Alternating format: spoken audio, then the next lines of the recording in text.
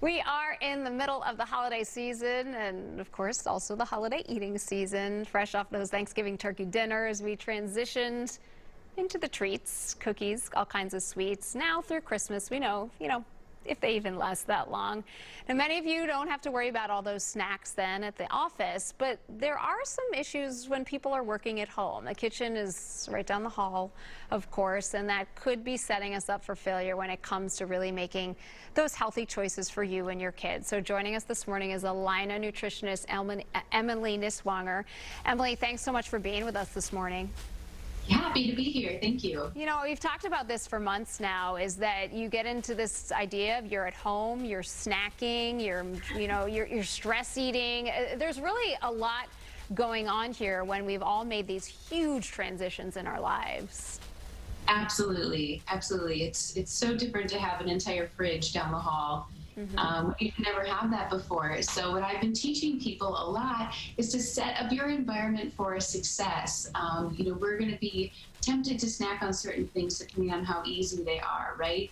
So I challenge people to start by cleaning off their countertops. So go into your kitchen after this segment and get off the boxes of cereal, any sort of candy bowl or any sort of bag of chips or crackers, and just open your cupboard door and hide them behind the cupboard door. We want to keep those things out of sight, out of mind, and then the only thing we're going to have on our countertops are our appliances and a bowl of fresh fruit. So then the things that are really good for our immune system right now are easy to grab, and the things that we're trying to stay away from, right, are out of sight, out of mind. Well, that not only helps you, I mean, it helps the kids too. If they can't see it, you tell them all you got there available is an apple or an orange, and that can make a big difference.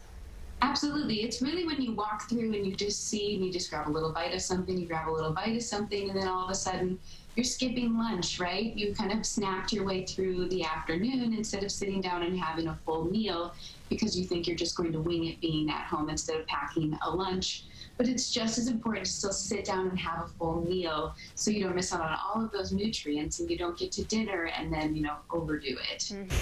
And Emily, this is a hard time for a lot of people. We know that it's been like that for a while, but especially during these holiday times, it could be sad as people are making that transition from one kind of holiday to another.